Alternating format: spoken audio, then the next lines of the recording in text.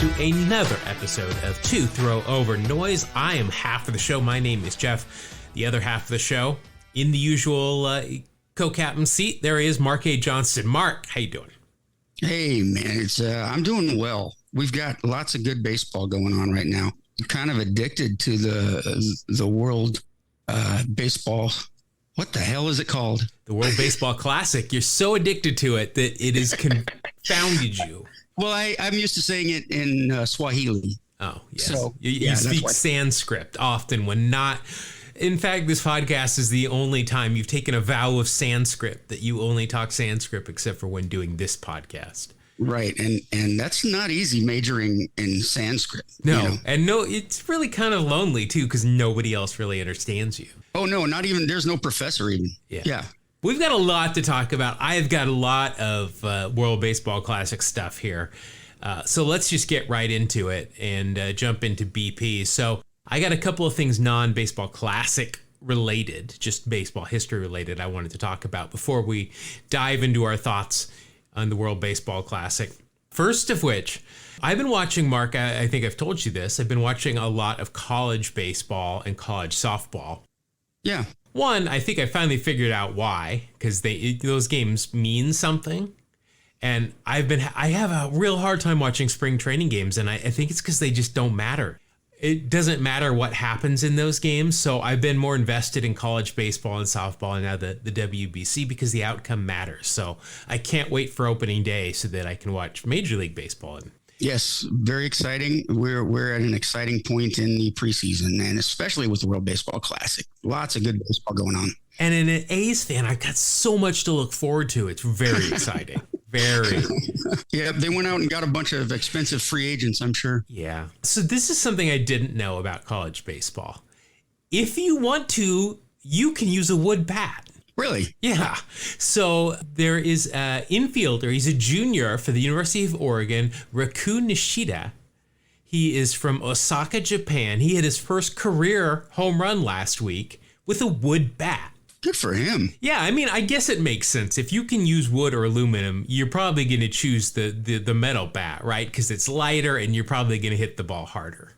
Yeah, it's kind of spring-loaded. Yeah, it just makes that awful noise. Yeah, the bing. Yeah. And it just, frankly, they do not look as cool as wood bats. True. In any way, shape, or form.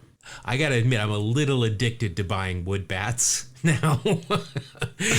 I got some sexy bats. I'm also kind of addicted to buying new baseball gloves. I've got a couple of a new infielder and a new outfield glove from Mizuno that I'm breaking in that I love. Wow. Just in case you get put in the outfield, those who don't know, Jeff's playing baseball. Yeah, and I'm a Cub. He's a Cub, which had to have been difficult to put that hat on. Yeah, it is. I also have been, the last 2 weeks, been buying a lot of Cubs gear so that I can get all kitted out and stuff. Because you got to look good to play good, you know. I totally agree. Something else I saw. This one is sad. And I saw it in several different places last week that 6 former Phillies have now died from a form of brain cancer. And all of these Phillies played on the artificial turf at Veterans Stadium. Oh, wow. Yeah, so the rate of brain cancer among the Phillies who played at the Vet between 1971 and 2003 is about 3 times the average rate among normal adult men. 6 former Phillies have reportedly died via a particularly aggressive and deadly form of brain cancer. That includes former catcher Darren Daulton and former reliever pitcher David West, who died just last year. The team gave away swatches of the turf to thousands of fans in 1982. They were 4x4-inch sealed plastic bags, and they were labeled Official Turf of Champions.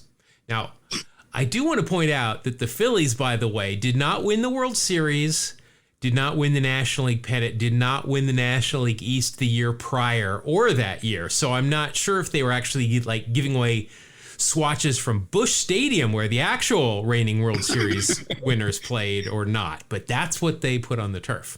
Tests run on the samples of this turf. They bought some off of eBay. they ran tests on them and they contained 16 different types of so-called forever chemicals.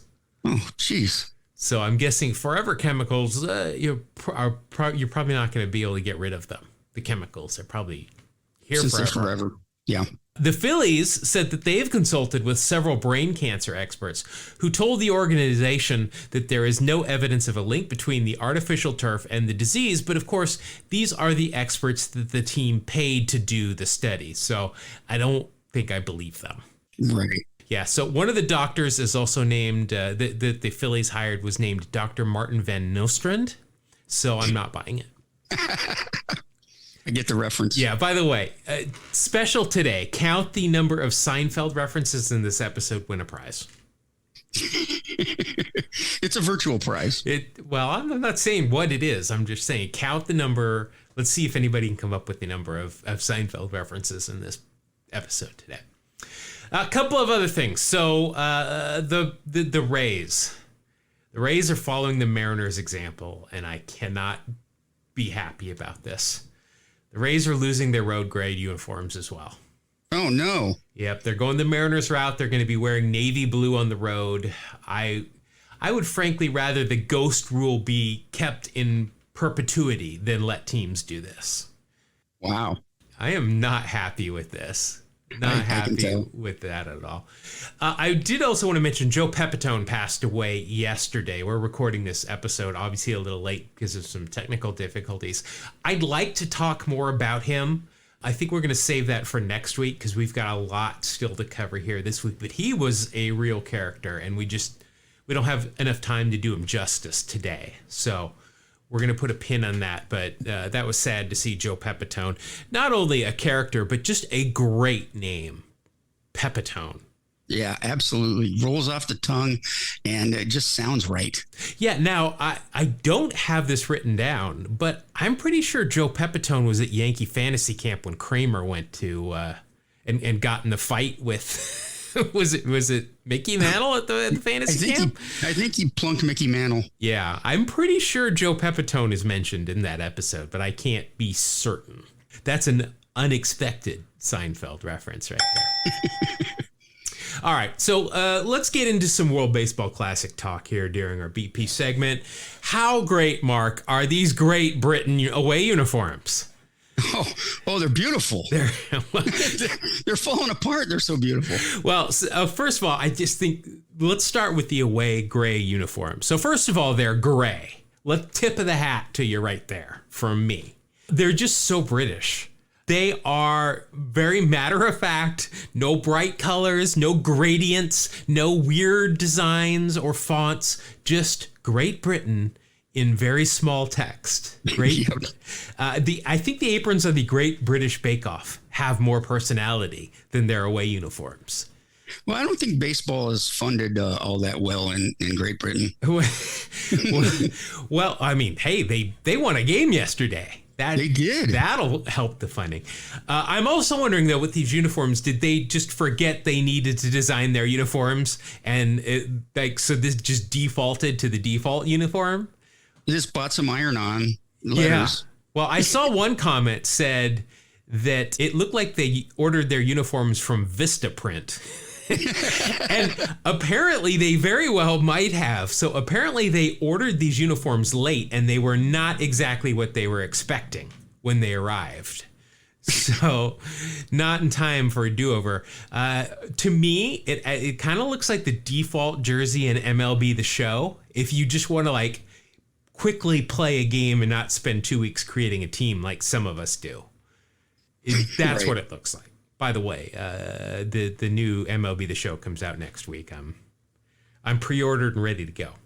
Oh, you're already set. And I got the Derek Jeter edition just for you. See, oh, nice. All I have is an Atari 2600. Oh, so I can't play that. No. So I saw somebody say this, and it's not a Seinfeld reference, but it's my other favorite all-time sitcom. Said that the uniforms were the equivalent of the "It is your birthday" sign from The Office. It's just a statement of fact. Great Britain. That's right. The font, though, is so small that it lands on the buttons. So when the buttons, if somebody unbuttons it a little, it looks like it says gur and then eat and then bry and tain. Which of course the internet has already made eat and tain into something else entirely by adding another letter on the end of one of those words. So I'll let you figure that out. But Gotcha. that being said, of course, their uniforms, the away uniforms are better than their home uniforms. As the game I mentioned where they actually got their first WBC win against Colombia, the T from Great actually fell off one of the pitcher's uniforms while they were on the mound in the middle of the game. That was hilarious. I was watching and I'm just like, is that T falling off? I think it is. And then they showed it. It was on the ground. So he was playing for Great Britain. It's very British, though, to leave some tea on the mound. You know. See? I didn't think about that. Yeah, it was time for tea. Great Britain has got a great home run celebration, though. Yes, I like it. We've seen some good ones from some of the teams, but for Great Britain, they get a crown and a cloak and what appears to be Excalibur. Yes. When they come to the dugout. I think, Mark, we might need to start doing something like this for whoever wins Wax Packs Heroes each week. Ooh, yeah, I'm all for that. Yeah, so let's put some thought into an outfit or something. It can't be a chain with a big logo. You know, it's got to be something original. All right, can we talk about the Bat Boys at the Tokyo Dome for a minute? Yeah, we can. Yeah, okay, we got that time. So the Bat Boys at the Tokyo Dome seem to have valets that follow them around. Somebody gets on base, and the Bat Boy runs out to the batter, and they're handed their gloves and their, elbow guards and all that kind of stuff, whatever they want to discard. And then right behind the Bat Boy, who's in uniform, is another young person in a polo shirt and khakis. And the Bat Boy immediately hands everything to them, and then they take it into the dugout. Okay. It's like the Bat Boy's just the middleman in this whole thing. Like the government had something to do with how this was set up to run. This is just, it's very confusing, though. I thought Japanese culture generally prided themselves on being efficient, and this does not seem efficient. It doesn't seem, but maybe there's something we don't know. I'm sure there's something we're missing, yeah. Speaking of Japanese culture, I'm quitting my job, Mark. I'm done. What? I have invested in the pepper grinder market in Japan, and I am making a fortune, hand over fist. Nice. The grinding of the pepper mill, of course, made famous by none other than Two Strike Noise discovery Lars Nootbaar, who is well on his way to being tournament MVP in my mind. He's looking pretty good out there. Yeah, I think Ohtani was named the MVP of the first round from that pool, but I'm not sure they retired him during any of the four games, and of course he pitched well. Of course, though, the internet being undefeated has also made that gifts with that motion into some not safe for work looks, I'll say. So you can look that up as well if you're interested in that. But listeners, you should be proud because by listening to this podcast, you were well ahead of the Lars Nootbaar experience, like long before most of the other people are just coming aboard our crowded bandwagon. So, yes, we were on there real early. Yeah. But we welcome everybody. We're here for it. Oh, yeah. We're not going to gatekeep Lars Nootbaar. Lars is good enough to get everybody to cheer for him. Yeah. Absolutely. Yeah, he is. We'll share him. Everybody is welcome to saddle up to the Lars Nootbaar. See how good I did there. Belly up to the Lars Nootbaar. There we go. That might be a little bit clearer. All right, Mark, we got trivia. This is going to be our last week. I think we're going to have debuts next week. I am super excited because I really like debuts. But I did ask a question last week. I got one more for this week. And last week, if you remember, it was one of our longtime listeners, Marshall, had sent me something and I made a trivia question out of it. So the question I asked last week is which pitcher has the most 7+ inning games with no walks? Right. Now, first of all, before we give the answer, I just want to say that I think our listeners misunderstood this question and they were trying to give me the pitcher with the second most 7+ innings pitched with no walks. I see. Yeah, we only got one correct answer. We got a good number of guesses. every one of them except for one was wrong, and every one of them except for the one that was right was giving me the same answer. So, okay. do you have any idea? I can tell you this right now. It's not Nolan Ryan. He walked a few batters. I honestly have no idea. Bob Malacky. Oh, very close. He was, let's see, 642 on this list. There you go. And the fact that we can say Bob Malacky and, hopefully most of our listeners know who that is, that's a good thing. So, now the number one pitcher with 7+ innings pitched and no walks is Cy Young. Oh, wow. If the answer can be Cy Young, it's probably Cy Young. But the number two pitcher on that list that everybody sent in as their answer was Greg Maddux. That makes sense. So Maddux had 142 of those games. Cy Young, 214. Wow. Is that got to be ultra quality starts? Yes, very quality. I mean, it doesn't say how many runs they gave up in those games, but I'm going to assume if you're not walking anybody and you're Cy Young or Greg Maddux, that you're probably pitching well. Probably doing okay. All right, so here it is, Mark. I believe this is going to be our final trivia question of the regular baseball season. So here it is. Who is the only player to ever hit into a baseball reverse triple-double? I'm sure everybody here is a big basketball fan, as I am. Just loving this time of the year. Triple-double in basketball, of course, is when you score double figures. You have double figures in rebounds and assists or steals. Any of the big categories. If you get double figures in those are called a triple-double. Some people mess around and score a triple-double if it's a good day. So that, of course, was an Ice Cube reference. So yes, not the object, the rapper. Yeah, and not no Seinfeld. Ice Cube nor Ice-T, I believe, ever made an appearance or was referenced on Seinfeld. I could be wrong. So a baseball triple-double. In one game, if a player committed 2 errors, struck out twice, and grounded into 2 double plays in a single game, that's a reverse triple-double for baseball. That's a rough day. That's a rough day. And somebody had a rough day. And this is the only one. I have only found one. I will be willing to eat it if somebody else has done this, but I could only find one player to have had this infamous mark. Interesting. So if you can figure that out, that's going to take some digging too. Nobody's going to be able to just formulate an answer and take a guess and feel good about it here. Yeah, that could be anybody. Yeah. Now I'm going to give you a clue here. We've talked about him a couple of times on this podcast.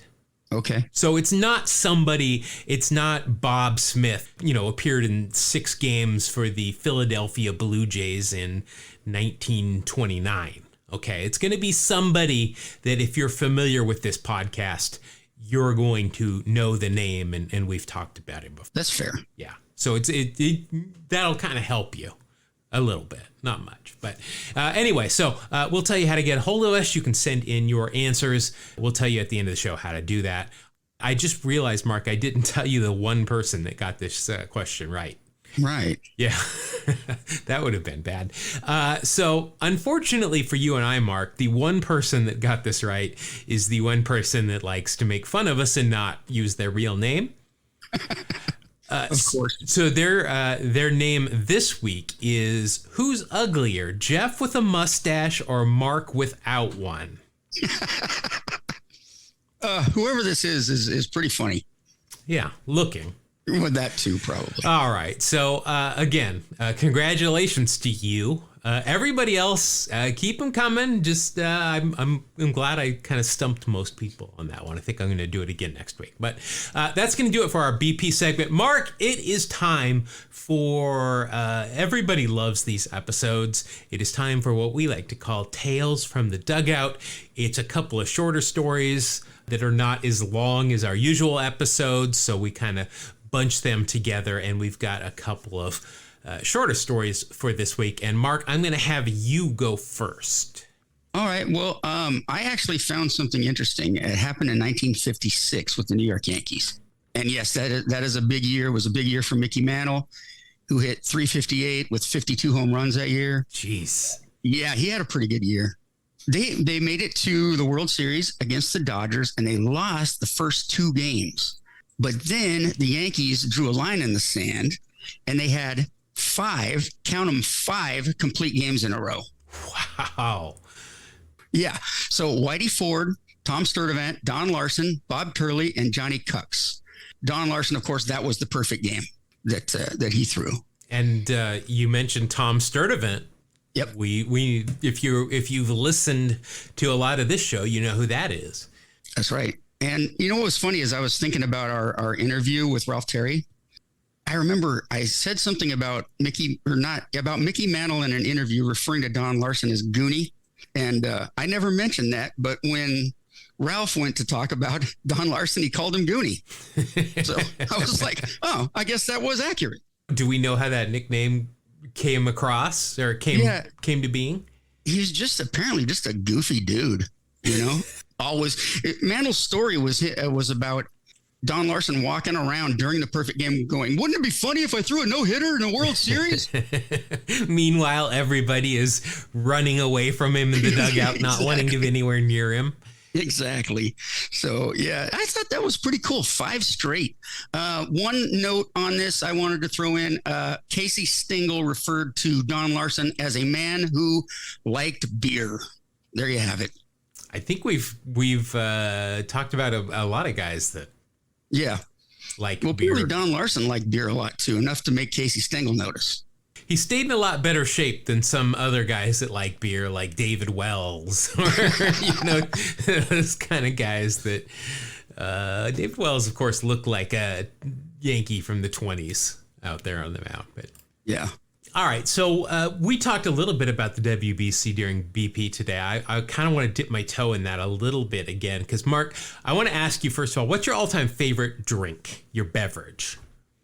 Diet Pepsi. Okay. If you could only drink one liquid for the rest of your life, it's going to be Diet Pepsi. Yeah. Okay. That's what I would choose. All right. Well, mine's coffee. Hot or cold, I love coffee. It's delicious. If it were socially acceptable to bathe in it, I would do so, just like I would drape myself in velvet if that was accepted. So the Italian team in the World Baseball Classic had a Nespresso coffee maker in the dugout. I saw that.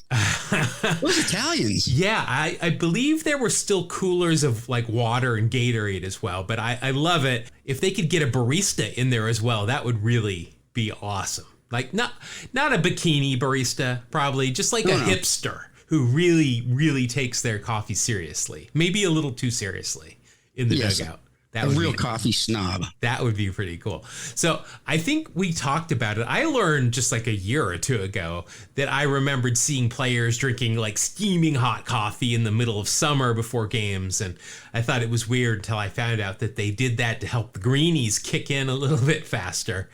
And then they would drink milk if they took too many greenies, they'd have to slam some milk to counteract that. But it led me down kind of a rabbit hole of coffee and baseball.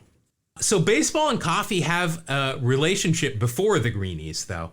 I think I vaguely remember seeing these commercials when I was young, where Joe DiMaggio was the spokesperson for Mr. Coffee. And that's right. If you don't know, Mr. Coffee was, I think it still is, an automatic drip coffee maker that revolutionized making coffee at home. It made the sweet nectar of the gods without having to boil water like the percolator method did, which is what was kind of standard before that. And that made coffee very bitter because you were boiling water and it was constantly going through the coffee grounds. This is now a coffee podcast. Will be listed in the top list of coffee podcasts very soon.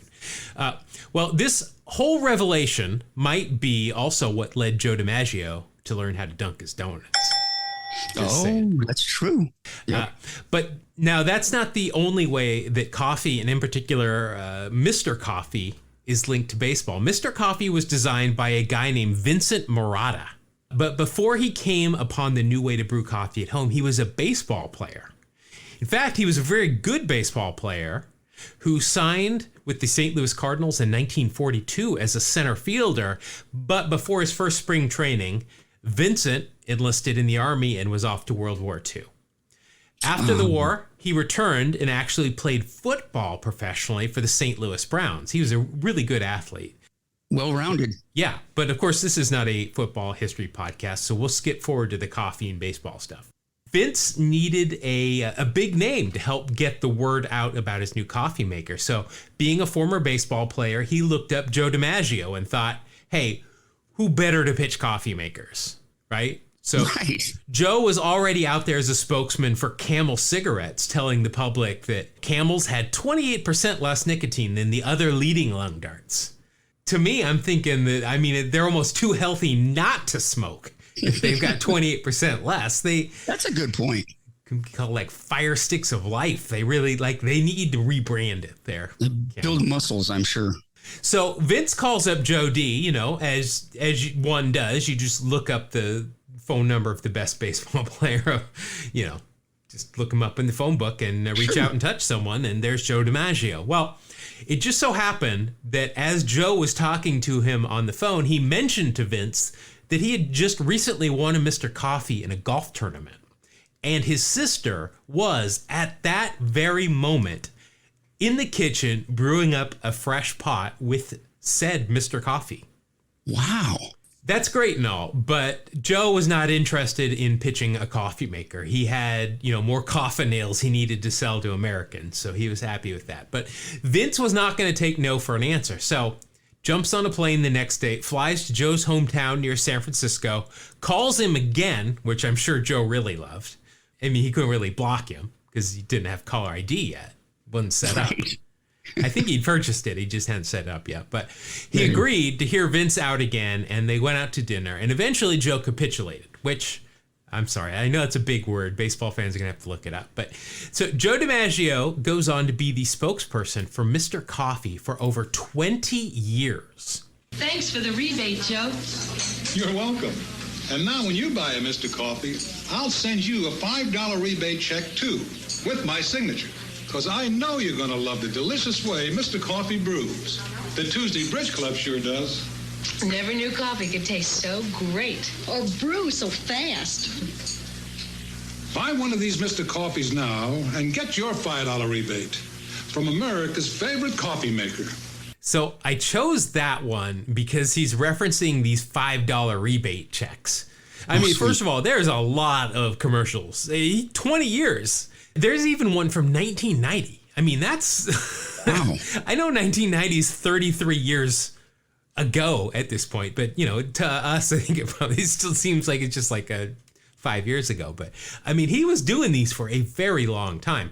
Marotta joked in an interview once that millions of kids grew up thinking that Joe DiMaggio was a famous appliance salesman.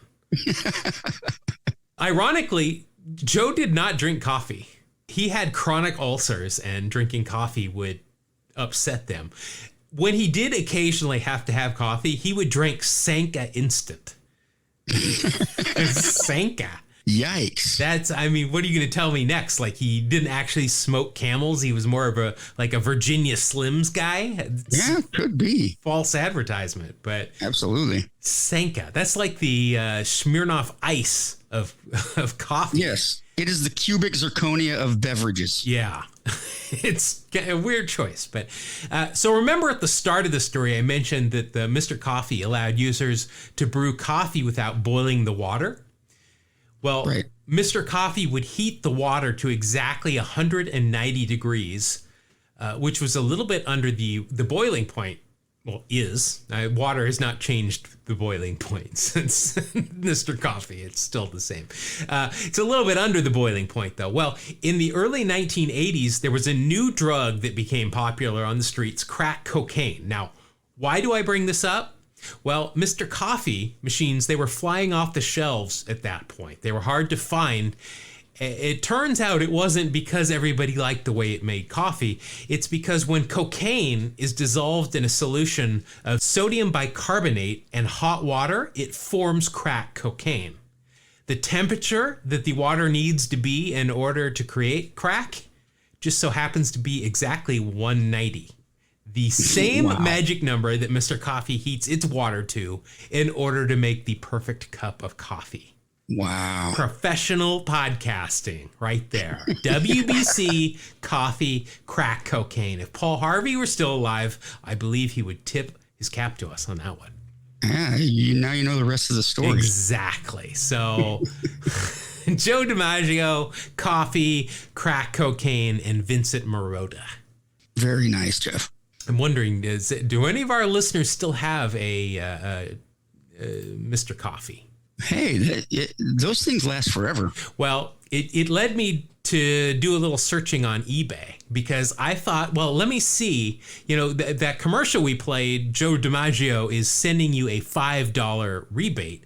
And he says with my signature on it. Well, of course, he's not signing these. It's just a copy. But, it would be, I thought, it might be kind of cool to have one of those. So I looked it up on eBay and I could not find any. I did, however, find a autographed 11 by 13 Mr. Coffee advertisement, which has been authenticated by Beckett. It is yours for only $441. Really? Yeah. It's literally, it's like the front part of the box of like if you bought a Mr. Coffee, it's the front part of the box, and he signed it. So it's a Joe DiMaggio signature. It is, and it's unique. Yeah, I think you're right. Yeah, it's very unique, and it's been authenticated. So just search eBay for Joe DiMaggio and Mr. Coffee, and it'll pop up. Joe DiMaggio, not just a great hitter, but a great beverage maker. A great pitchman. I watched several of the commercials, and he always has a cup of coffee in his hand, but he never drinks it. Yeah. Well, he mimes it a couple of times, but the cup is obviously empty because he's like making these wild hand gestures, and then he puts the cup to his mouth. Obviously, there's nothing in it because of his ulcers. But there you go. Joe DiMaggio coffee.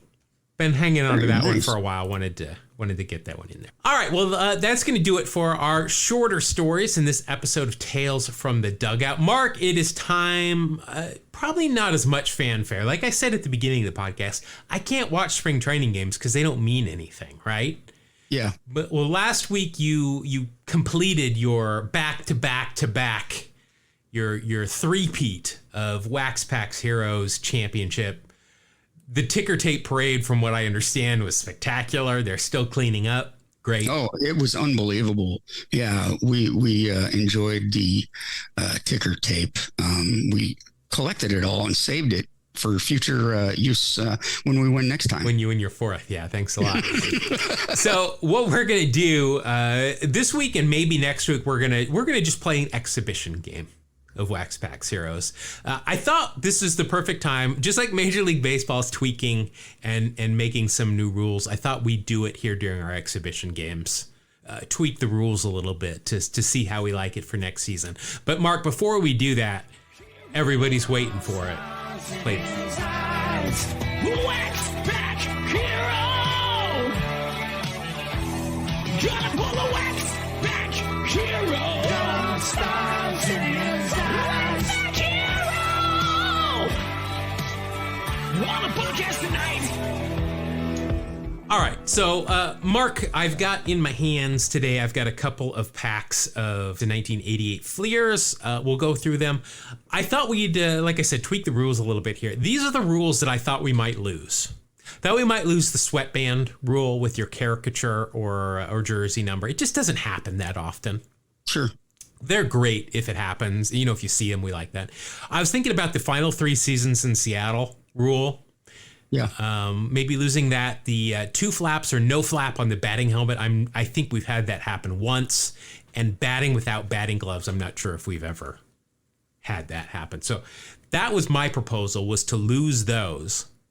And then my 2 new rules that I'm proposing is that if the player is mentioned in the Mitchell report or was suspended for drug use at any point, minus half a point of WAR. Like, we got to make it hurt. Wow. There you go.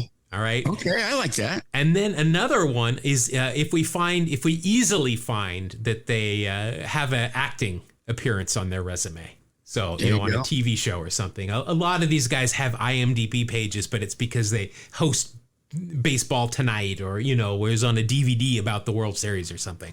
I want pop culture, movie, TV show appearances. Sabrina the Teenage Witch. Well, if it's Sabrina the Teenage Witch, I've got an asterisk here. It's a whole point. Anything else is half a point. Seinfeld. Let's do Sabrina and Seinfeld. What do you say about that? That's fair. There's some Seinfeld ball players. Oh, yeah, we got Paul O'Neill. They're all Yankees. Yes. Danny Tartable and it was Danny Tartable when George had his middle finger wrapped up because he hurt it. Yeah, well, Danny Tartable was on. He was on 2 episodes, right? Because I think he was the only one to be on 2 episodes. But if we can agree, so we're going to lose 4 rules and we're going to add 2 more. Does that sound? Yeah, let's give it a shot and see how it works out. Yeah. Let's see how it goes here. Maybe it'll cut down the length of the game, or maybe we'll run a little bit more. I'm not sure, but all right, Mark, I got these 2 packs here. One in my left hand, one in my right hand. Which one would you like? I'm going left.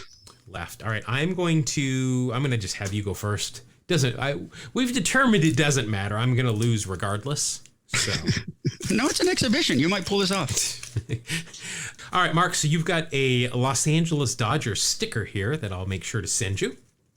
Appreciate it. I forgot. I didn't even actually go over the rules. We were so busy getting the new rules in there. If you don't know the rules, just look them up. There's, just buy a rule book and it'll be in there. But one of the things we do, Mark, is we choose a team each week. Who are you going to go with this week?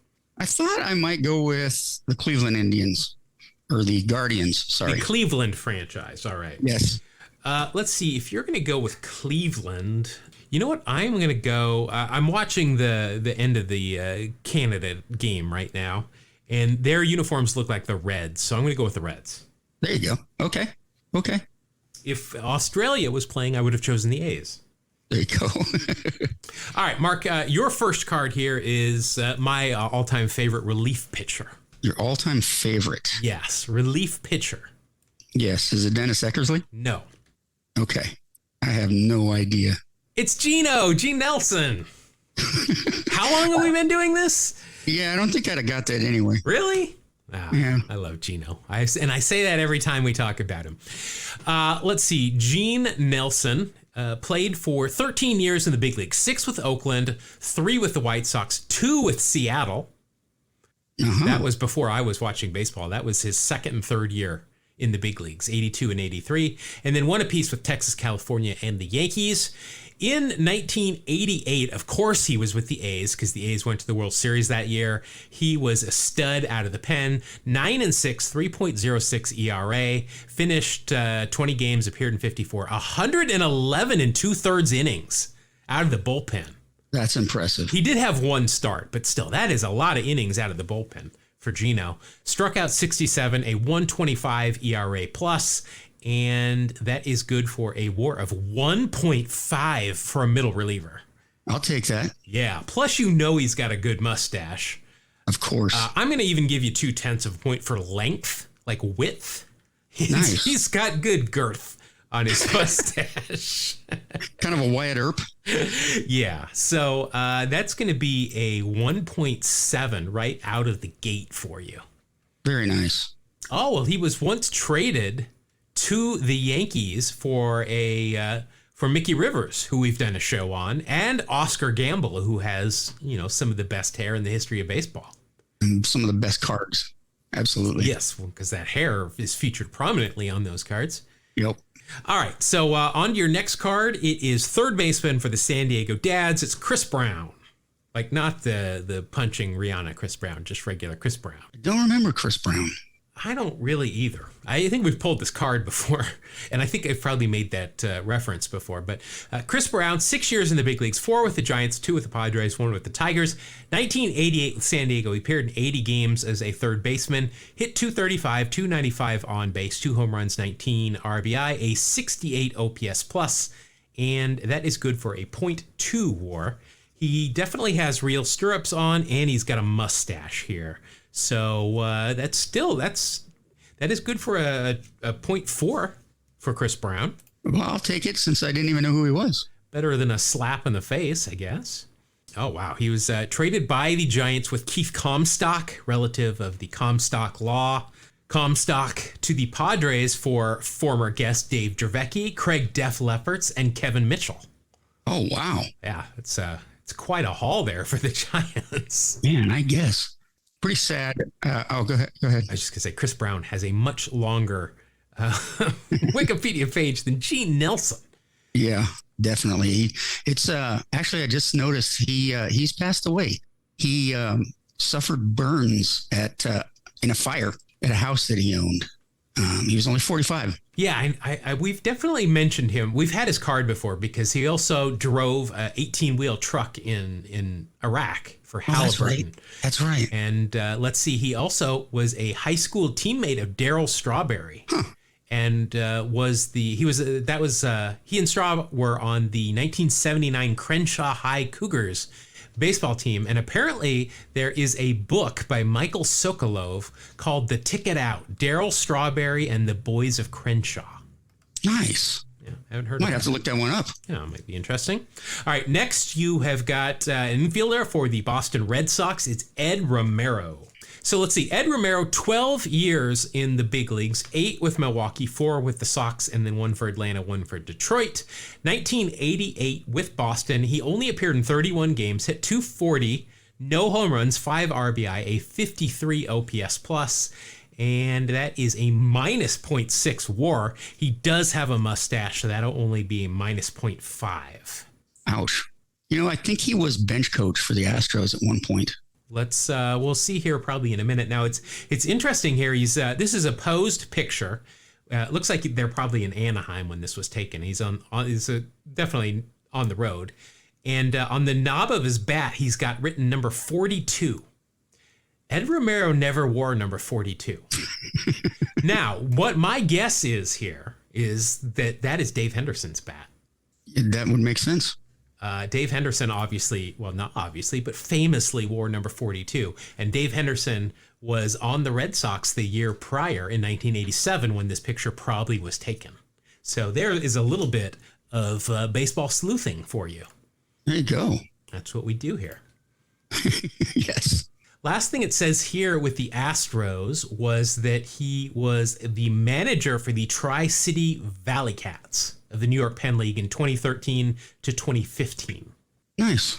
And then his son, Eddie, is an executive vice president and assistant GM with the Red Sox. Wow. If Wikipedia is to be believed. All right, you're at 1.6. This will be a quick one because he's on our do not talk about list. Outfielder for the Mets, Lenny Dykstra. Yeah, he may lead the don't talk about list. He may be number 1. Well, I think we've got some guys that have... I think we've got some Luis Polonia type players that are probably more awful than Lenny Dykstra. Because we don't like to talk about the things he's done, we're just going to look quickly at his numbers for 1988. He was with the Mets that year, 126 games. Hit .270, 321 on base, 8 home runs, 33 stolen bases, 33 RBI, 30 stolen bases, a 107 OPS plus, and a 3.5 WAR. And he has got real stirrups, so that'll be a plus 3.6 for you. I'll take that. Yeah, it's a big one there. All right, now you got a Hall of Famer, one of our favorites here with the Yankees, outfielder David Winfield. Oh, gotta love him. Stuff to talk about with Dave Winfield. All right, so Winnie, 22 years in the big leagues. Wow, that's a long career. 9 with the Yankees, 8 with the Padres, 2 with the Twins, 2 with the Angels, 1 with Cleveland, 1 with Toronto. A lot of things here. 12-time All-Star, won the World Series in 92 with the Blue Jays, 7-time Gold Glove winner, 6-time Silver Slugger, once arrested, for nailing a seagull with the ball in Toronto. A lot of stuff going on. 1988. Wow. So he's a Hall of Famer. His final All-Star year, 1988, with the Yankees, 149 games. He hit .322, a .398 on base, 25 home runs, 107 RBI, 9 stolen bases. Came in 4th in the MVP voting and a 159 OPS plus. And that'll be a 5.4 WAR. Thank you, Dave. So that'll be 6.4 for the Hall of Fame, 6.9 for the All-Star game. Of course, he's got a mustache on. on. Yep. Well, he's sporting a mustache. So that will be 7 even. Now, we just ditched the rule about no flat batting helmet. Guess what Dave Winfield is wearing in this card? Of course. Of course. But Dave Winfield, just an incredible athlete. I think he was drafted in all 4 major. Oh, well, I'm going to say 3. I don't think he was drafted by the NHL. Could be wrong. It was 3, yeah. Could be wrong. I think he went to school in Minnesota. So they play hockey. Yeah, definitely. Drafted by the Padres, number 1, the 4th overall pick in the 1973 draft. Of course, George Steinbrenner was always a big fan of Dave Winfield. Right. I mean, we've talked a lot about Dave Winfield. You know, I think probably be good for an episode at some point. Did not ever appear on Seinfeld, though. Right. All right. You're at 12.2. Your next card, shortstop for the Pirates here. I think of him with Atlanta more than not. It's Rafael Belliard. Oh, boy. I don't think I'm going to give him any offensive points. Well, I can tell you without looking up how many career home runs he has. And how many is that? 2. I know that for a fact. I know that one right off the top of my head. Let's see. 17 years in the big leagues. Split it pretty much evenly. 9 with the Bucks, 8 with Atlanta. In 1988 with the Pirates, 122 games. He hit .213, .288 on base. No home runs, surprisingly enough. 11 RBI. In 122 games, he knocked in 11 runs. You can do that on accident. Wow. 7 stolen bases and a 55 OPS plus. All that equals a .7 WAR, because of course you get the defense. That's the only way he could not be negative. He also has a wispy mustache, so you're going to get .8 out of that. Oh, right on. Yeah, not too bad. Never traded in his career. Not a single time was he traded. I mean, I guess he only played for 2 teams, but... You would think that just randomly he'd be traded, you know? Yeah, at some point, but no, never traded, just released and re-signed. That's the way he does it. There you go. Cousin of Ronnie Belliard. He was I think he played for the Bucks too at some point. Let's see, Brewers, Rockies, Cleveland, St. Louis, the Nats, and the Dodgers. So no, completely wrong. But, all right. Let's see. You have got 3 cards left here. Next, you've got pitcher for the Twins, Les Straker. Okay. The game has been halted. There's a Les Straker on the field. No? That's a reach. Maybe. That's a reach. Yeah, There's a Les Straker on the mound. Oh, no. Only 2 years in the big leagues. Both of them with Minnesota. 87 was his rookie year. 88, he went 2-5 in 16 games, 14 starts, a 3.92 ERA. Not bad. Had 1 complete game shutout and a save. So he started 14 of the 16 games he appeared in, but he had a save. 82 and 2/3 innings, 86 hits, 23 strikeouts, 25 walks. Wow. 1.04 ERA plus, and that will equal a .8 WAR. He appeared in the postseason in 87 for the Twins. He's got a World Series ring. Definitely. So, good for him. Didn't pitch that well, apparently, in the playoffs, but yeah, there you go. So 0.8 in the mustache, you'll get a 0.9 out of that. I don't think Les Straker has appeared in Sabrina the Teenage Witch or any popular media. No. He's got a cool name for an action hero. Les Straker or an adult film star, kind of. That too. Maybe both. Yeah, there you go. All right, next, this guy does not have a action movie star name. It's pitcher for the Phillies, Wally Ritchie. Yeah, Wally Ritchie doesn't sound like a tough guy, but maybe he was. Well, he doesn't look particularly tough either. But you know what? Wally Ritchie pitched for 4 years in the big leagues, all of it with the Phillies. Let's see, in 1988, he appeared in 19 games, no record, 3.12 ERA, 26 innings pitched, 19 hits allowed, 8 strikeouts, 17 walks. So he makes Les Straker look like a control pitcher. Let's see, that's good for a 1.16 ERA plus still. And overall, the WAR is 0. And there's nothing on this card that's going to even begin to think about helping you out. So that was a fun one. Yeah. I'm going to guess he also has not been in popular media anywhere. It's kind of funny here. I'm reading about him. It says Ritchie and his wife married in 1988 and had at least 3 children. Well, you never know. Oh, you're going for accuracy. Well, so this is interesting. So you said, you said something about not being a tough guy.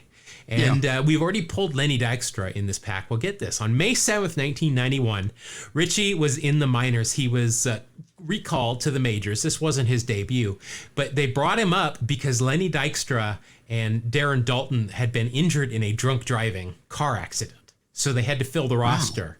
And then later, on June 4th, Richie was on the bump against Atlanta, and he hit Otis Nixon with a pitch. This was the first time in Nixon's career he'd ever been hit by a pitch, so he charged the mound. He kicked Richie in the stomach and punched him in the head 3 times.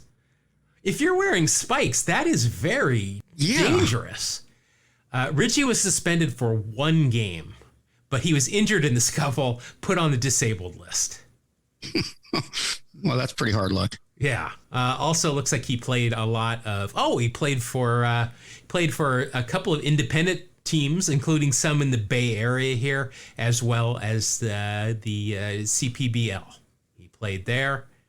All right, Mark. Let's see. You're at 13.9. Your final card. You got a lot of mustachioed pitchers in this pack. Here with Cleveland, which is your team, so you're going to get a half a point right off the bat. Pitcher Ed Vandenberg. I remember him. Do you are you going to get extra points for being having a pitcher of Dutch descent? Do we have that in? That's one of the minor rules. Yeah, that's really in the bylaws. Let's see. 7 years in the big leagues, 4 with Seattle. He came up with Seattle from 82 to 85. And then 1 with Texas, the Dodgers, and Cleveland. 88 was his final year in the big leagues, his lone year with Texas. He went 2-2 with a 4.14 ERA, 37 innings pitched, 18 strikeouts, 99 ERA plus, and that is a minus .1 WAR, but he's got a mustache. Ooh. So he will end up as a scratch there. Another 0. Yeah, now I do, again, know he did not appear in Sabrina or anything else. So, all right, Mark, so you ended up with a 13.9, which is, it's not bad. It's beatable, though. Yeah. For sure. All right, so I'm going to go ahead and open my pack now. All right, so let's see here. My stickers are, I've got the Orioles and Atlanta. Now, I'm not going to give you points there for the Atlanta sticker, even though you chose Atlanta as your team. I believe I chose Cleveland. Or Cleveland, yeah.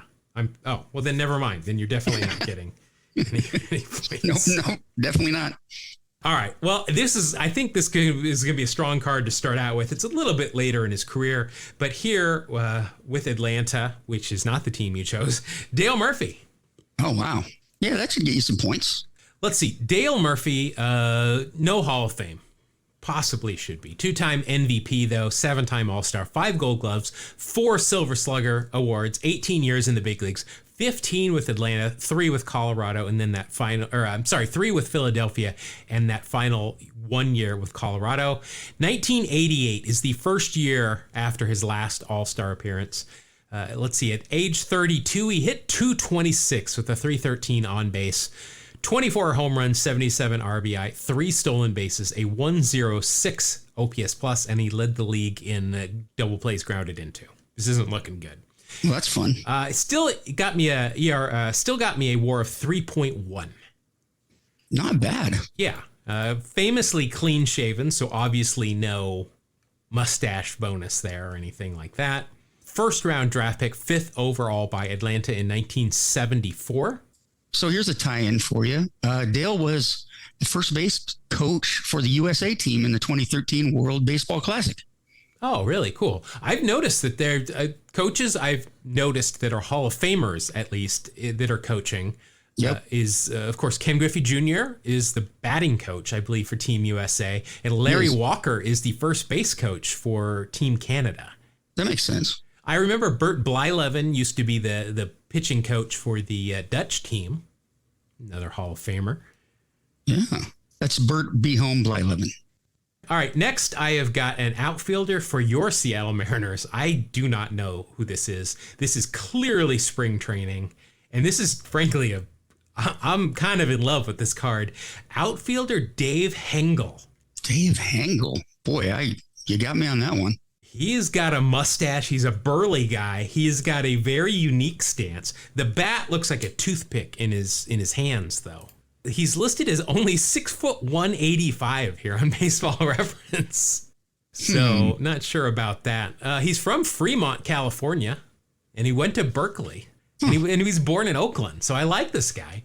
Let's see. 4 years in the big leagues, 3 with Seattle, 1 with Cleveland. 1988 with Seattle, 26 games, hit 167, 2 home runs, 7 RBI. He's kind of Greg Perkle. Before Greg Perkle, I think.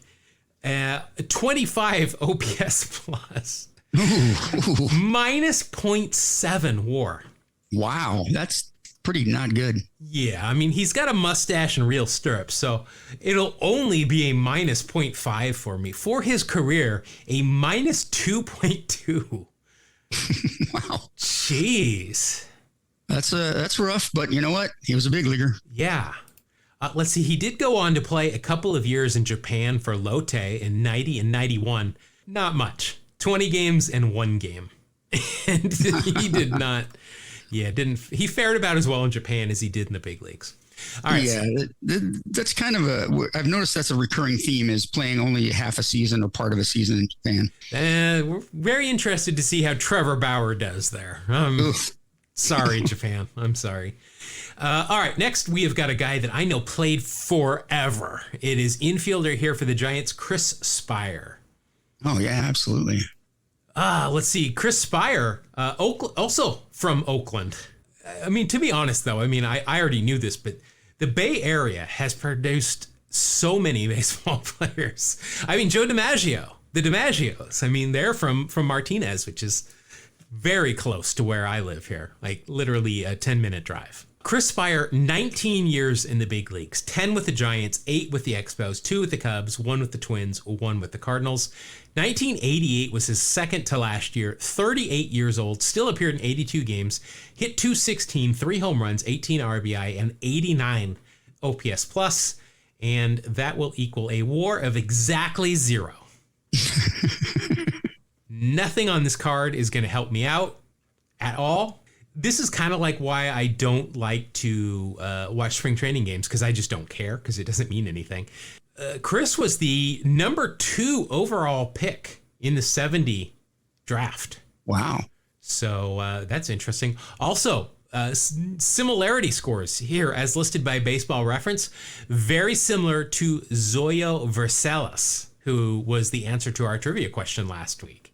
Oh, yeah. Hey, again, another tie-in. Yeah. Nicknamed the Alameda Rifle. Oh, I like that. Strong arm during his days as a player. That's a good nickname. A little violent, but, you know, if you're from Oakland, you can do that, I guess. Sure. All right, so I'm at 2.6. Next, we might, I think this is kind of late in his career, but Chet Lemon was a good ball player. Let's see what we got here. Chester Earl Lemon. Also sounds like a name of a character in a child's book. This is true. Chet Lemon, 16 years in the big leagues, 9 with Detroit, 7 with the White Sox. 1988, he was 33 years old, 144 games, hit 264, a 346 on base, 17 home runs, 64 RBI. Not bad, a 122 OPS plus, and that is good for a 2.6 WAR. Very nice. Yeah, plus he's got a mustache and real stirrups, so that'll be a plus 2.8. Chet, wow, he played for a long time. First round pick of the A's in 72, 22nd overall. Nice. And then was traded away to the White Sox for Steve Banhausen and Skip Pitlock, who I know we've talked about Skip Pitlock because neither of us had heard about him and we loved his last name. Yes. Yeah. Well, I like his first name too, Skip. Skippy. Skip and Chet. Don't forget, we've mentioned this before when we've talked about Chet, that at one point, Kevin Nash, the professional wrestler, was known as Chet Lemon. Really? Yeah. I didn't know that. Chet Lemon also kind of sounds like the name of a sportscaster from maybe a Ron Burgundy type situation. Right. True. We've talked about him not standing for the Star Spangled Banner, aka the I was just going to ask, was one of the new rules, if you're a Jehovah's Witness, you get points? No, because frankly, we'd have had a couple already. This has been a very pious group that we have pulled. Yeah, Yeah, we won't bring that up. We'll steer away from that in politics. Next, we have got a pitcher for the Padres, Ed Whitson. Big fan of Billy Martin's. Oh, yes. So let's see. Ed Lee Whitson, 15 years in the big leagues, 8 with the Padres, 2 with the Giants. I'm sorry, 3 with the Giants, 3 with the Pirates, 2 with the Yankees, 1 with Cleveland. In 1988, he went 13-11 with San Diego for a 3.77 ERA, 205 and a third innings, 118 strikeouts, and a 91 ERA plus. And that is good for a WAR of 0.8. Ed always had a mustache, so that'll be a 0.9. Yeah, he had a pretty good one. Yeah, it's just okay here in this picture, though. I can't give myself 2/10 here. It's a spring training mustache. Oh, he was traded at one point for Lenny Randle. Hey, a Mariners legend. Mariners legend, recording artist, blower of baseballs. Lenny Randle, good character. He did a lot of good commercials, too. Yeah. For the Mariners. Oh, boy. A good Ed Whitson moment, besides, brawling with Billy Martin in the bathroom, was during that Braves-Padres brawl when he had already been ejected from the game, but came back out during another brawl without a shirt on. Oh, gee. You thought he was a boxer. Look at that. All right. Next, here with the Orioles outfielder, Ken Gerhardt. 3 years in the big leagues, all of it in an Orioles uniform. 1988 was his last in the big leagues. 103 games, played everywhere in the outfield. 195 batting average, 256 on base. That's wonderful. 9 home runs, 23 RBI, 7 stolen bases for 69 OPS plus, and a minus 0.6 WAR. Well, I'd like to get this all out of my system here during these exhibition games. I'll tell you what, if I paid money for that pack, I wouldn't be very happy. No, not much going on here so far, and I'm down to my final 3 cards. So next, here we go, outfielder for the Dodgers, Ralph Bryant. Another big one. Yeah, these are some choice cards, I will say that. Ralph Bryant, just like Ken Gerhardt, 3 years in the big leagues. All of his were with the Dodgers, and unfortunately, 1987 was the last one.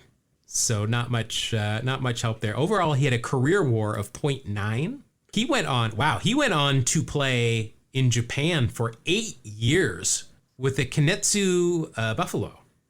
Wow, that's a pretty long time for an American. It really is. He appeared in 773 games. He hit 261, had 259 home runs. Yeah, that's pretty good Japanese career. star. Yeah, Ralph Bryant. Interestingly, he tied Satoru O's career record for hitting 3 home runs in a game 5 times. Wow. Big stick. Yeah. We've talked about him before because his links here have been clicked on before, but I really don't remember much about him. Yeah, me neither. We've looked at a lot of cards in 4 years. All right. Second to last card here is, I think he's passed away. Not super recently, but a little while ago, with my ace, second baseman Tony Phillips. Oh, you gotta love Tony Phillips. I do love Tony Phillips. I mean, you said you've got to, so I do have to. Yeah, you have to. I'm pretty sure Ricky Henderson, he crashed on Ricky's couch when he was coming up as a young player in the early 80s. Oh, nice. Let's see. Tony Phillips played for 18 years in the big leagues, and yeah, unfortunately, he passed away in 2016. Of those 18 years, 9 with Oakland, 5 with Detroit, Anaheim, Chicago, the Mets, and Toronto as well. 1988 with Oakland, he was injured for part of the year. 79 games, only hit 203, 320 on base, 2 home runs, 17 RBI, 79 OPS plus, and that is going to equal a minus 0.4 WAR. Whoops. He does have a mustache, and he does have real stirrups here, so it'll only be a -2, but I'm taking 1 step forward and 2 steps back. I'm doing the old MC Scat Cat shuffle here. Yeah, there you go. So far. And with 1 card left, I'm not expecting much. Number 1 draft pick, first round draft pick for the Expos in 1978. First member of the Oakland Athletics to hit for the cycle. So I'm at 5.5 with 1 card left. You're at 13.9. This is a preseason exhibition, but it sure seems to be a normal outcome. My final card with the Expos, Hubie Brooks. What a pack. Now, if Hubie Brooks can get me, 9 points of WAR, I'm going to be pretty happy. I don't think it's going to happen. I'm not sure Hubie had a big enough season for that. Well, he was an all-star twice, but unfortunately that was 86 and 87. Let's see, 15 years in the big league, 6 with the Mets, 5 with Montreal, 2 with KC, 1 with the Dodgers, 1 with the Angels, 2-time All-Star, 2-time Silver Slugger, 1988, 151 games, 279 average, 318 on base, 2 home runs, 20 home runs, 90 RBI. Wow, I would have never guessed. Hubie Brooks had 2 20 home run seasons. No kidding. I wouldn't have guessed that either. 7 stolen bases, a 115 OPS plus, and that will equal a 2.6 WAR. He's got a mustache, so that'll be 2.7. He actually has Mims bands on. But even that wouldn't help me. That'll end me at 8.2. And just another day at the office for me. Well, you just have to get better at it. Another day, another dollar. All right, so that's going to do it. So congratulations on the win that means nothing there, Mark, but still a tip of the cap to you, and we'll have to figure out what we're going to wear when we win a Wax Packs Heroes for our celebration moving forward. All right, so that's going to wrap up this edition of Wax Packs Heroes. Also going to end this episode. Again, apologies, everybody, for being a little bit late. When the computer does not work, the computer does not work. So we apologize for that, but thank you for joining us. If you want more of us, I've been very busy lately, so I have not been able to be on social media a whole lot, but you can find us on all these socials at 2 Strike Noise. You can find that Twitter, Instagram, Facebook, all the like. That is at TWO Strike Noise. Mark, we also have an email address. We do. You can write to us at 2 Strike Noise, spell it out, TWO Strike Noise @gmail.com. All right. Well, Mark, this was fun. Let's do it again next week. Okay. Why not? Okay. All right. So we will see you then on the next episode of 2 Throw Over Noise. Thank you. God bless you. Have a great day.